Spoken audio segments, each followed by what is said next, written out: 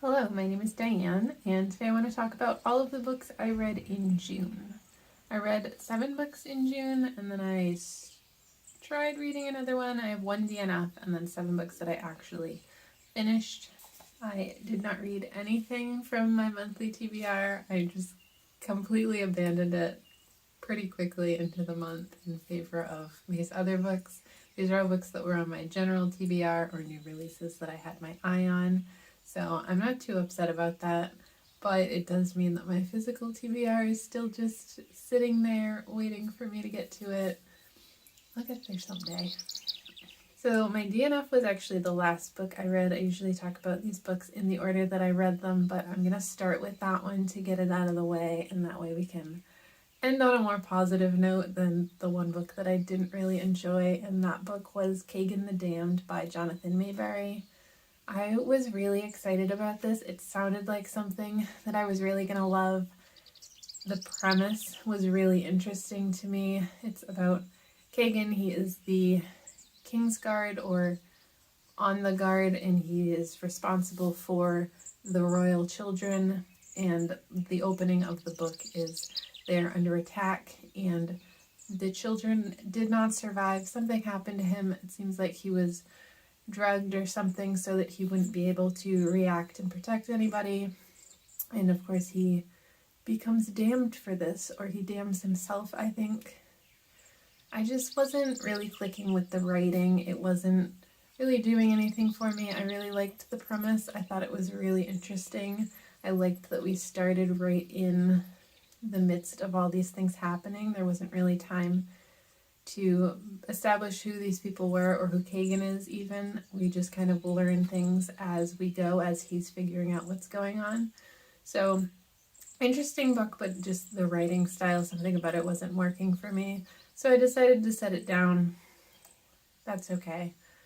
I'm kind of disappointed about it, honestly, because I was so looking forward to it, but I liked everything else that I read to varying degrees, so I'm not too upset about this one. And the first book that I actually finished was The Book That Wouldn't Burn by Mark Lawrence. I feel like everybody is talking about this book recently. I've read 2 of Mark Lawrence's series before, so I kind of went into it knowing a little bit what to expect and expecting to enjoy it, and I did. It's about more or less a magical labyrinth type library. We have 2 main characters who we go between. Time works very strangely. These characters are from very different worlds. One of them has only ever lived in the library, and one of them grew up on the dangerous outskirts and gets brought to the library and gets on the path to be trained to be a librarian. And she is very interested in exploring and figuring out the library and how it works.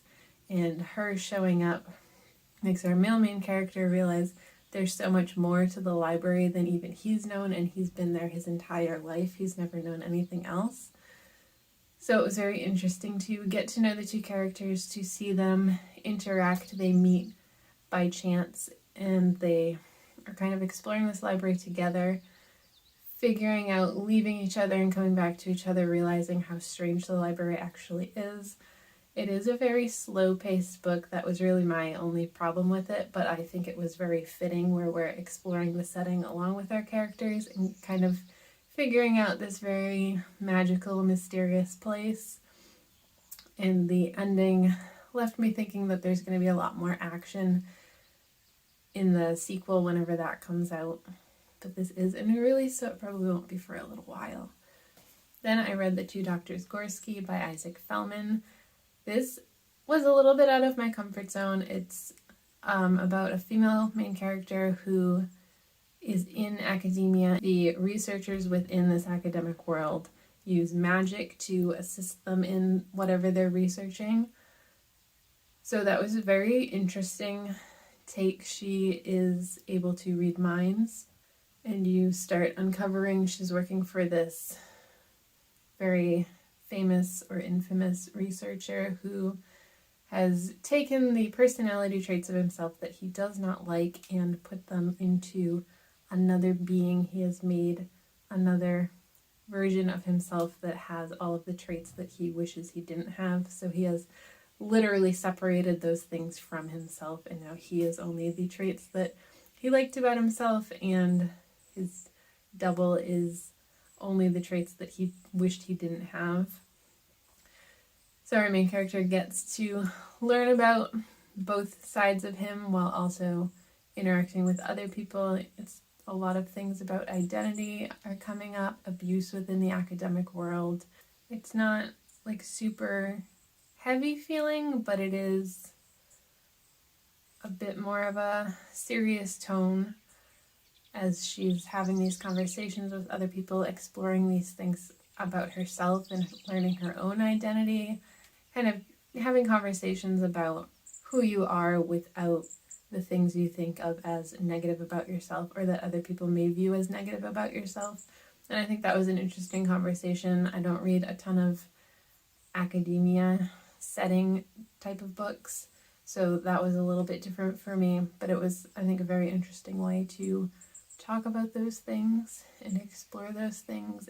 Nothing too crazy happened. It was just an interesting world. I wish there had been a little bit more about the magic. It's kind of mysterious in how it works and the different types of magic that other characters seem to have.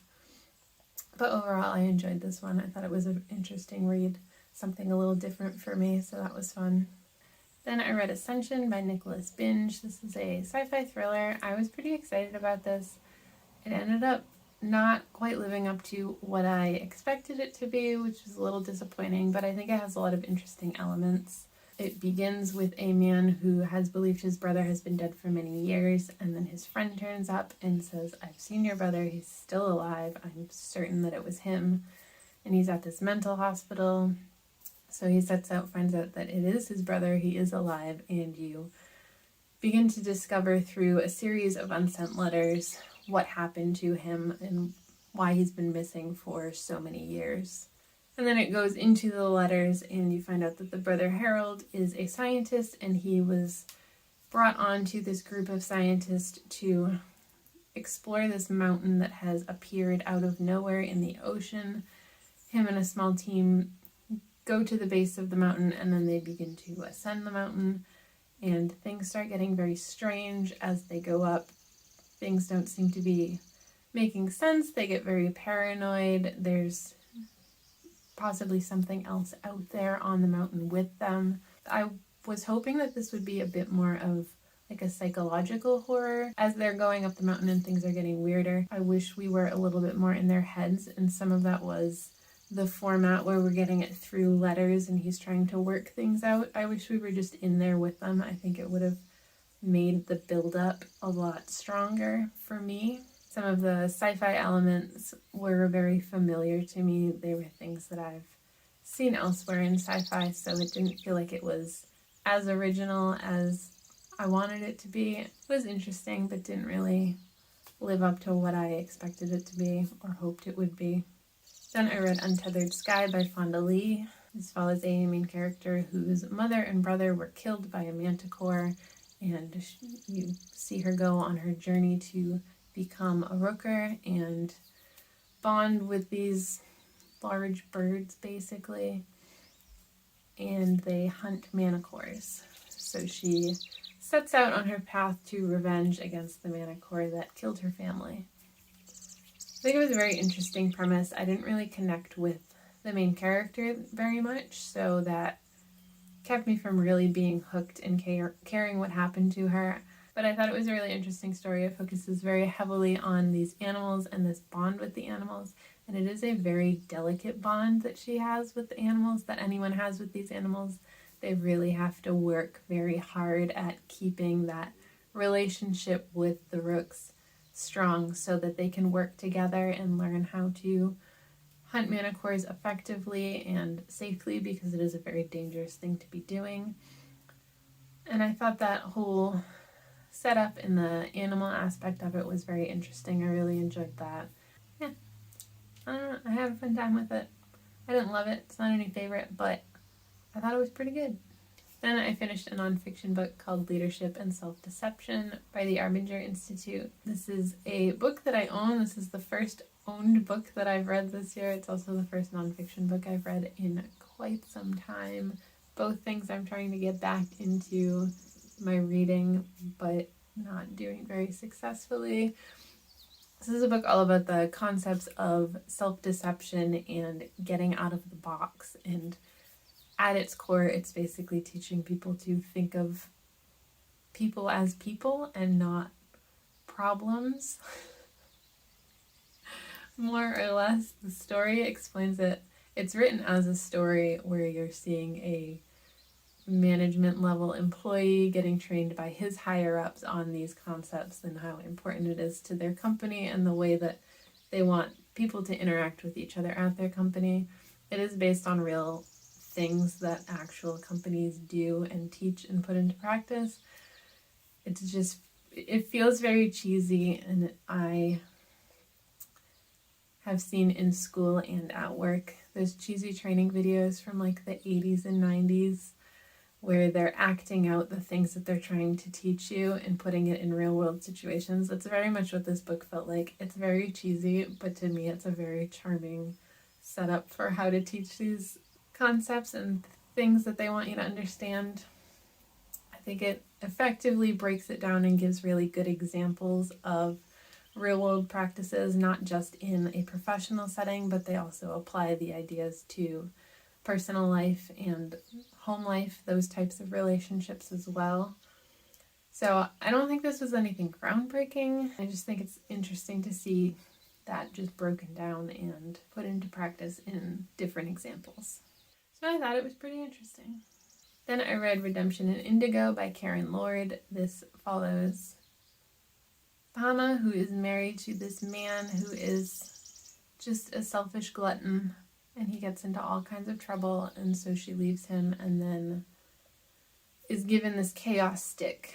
It's a retelling of a Senegalese folktale, one that I'm not familiar with. I don't really know much of folktales from that part of the world, so that was really interesting to get a little taste of that. I think the writing in this was really good. I really liked the way that it was written.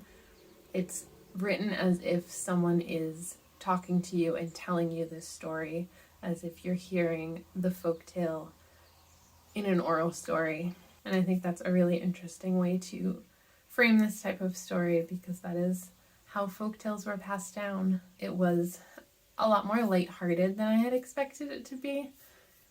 I don't know if that's typical of folktales from this region or if it's just the author's writing style, or maybe a bit of both. I think I'm used to retellings of folktales and fairy tales to be a bit darker and to have all of these kind of ridiculous things happening with a moral at the ending still, but to have a more lighthearted type of folktale was very interesting and very fun to read. I had fun reading it. I enjoyed it. I think the writing was good, and I may check out Karen Lord's other works at some point in the future, because I just really liked the way that the story was told. And then the last book I want to talk about was also my favorite book of the month, and that is The Crane Husband by Kelly Barnhill. This is such a weird book. I loved it. It was so weird, but in like a good way.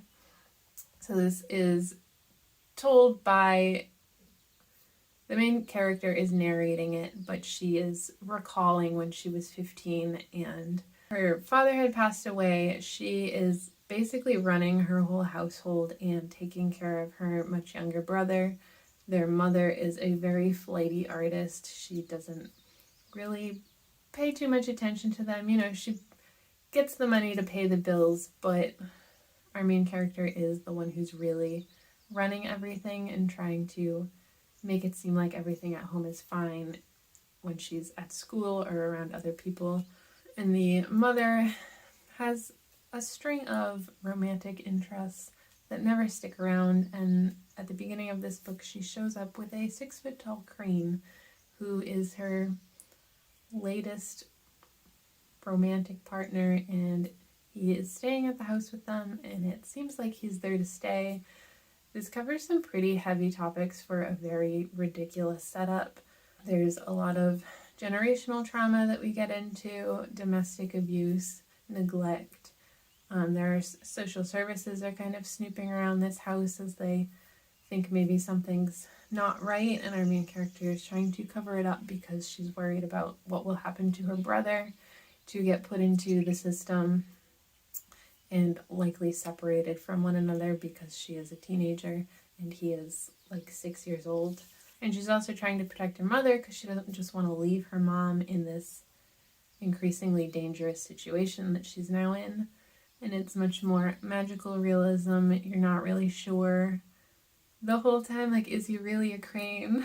Is he not a crane? Is he just a man and we're referring to him as a crane? Having someone recalling a very traumatic time in their life is essentially how the story is being told. I really liked it. Definitely not topics for everybody. Not everyone's going to want to read about those things or be comfortable reading about those things, but I think it's an interesting depiction of that type of life, that type of growing up, a child having to fill in the gaps for their parents. So that is everything I read in June. A little bit of variety, a lot of newer releases, some very interesting things. Stepped a little bit out of my comfort zone last month and had a good time with it. Let me know if you read any of these, what you thought of them, what your favorite read from last month was. Thanks for hanging out with me. I'll see you next time. Bye.